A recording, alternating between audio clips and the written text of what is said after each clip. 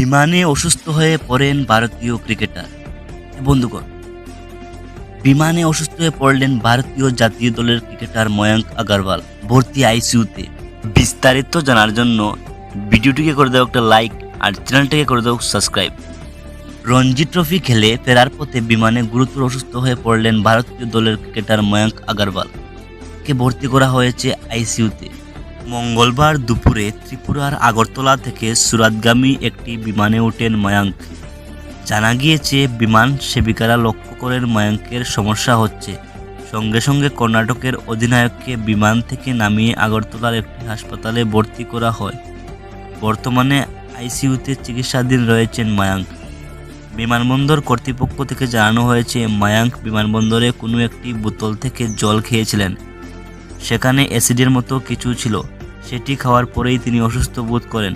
তাকে হাসপাতালে ভর্তি করা হয়। কর্ণাটক দলের পক্ষ থেকে জানানো হয়েছে, এখন বিপদমুক্ত আছেন ময়ঙ্ক।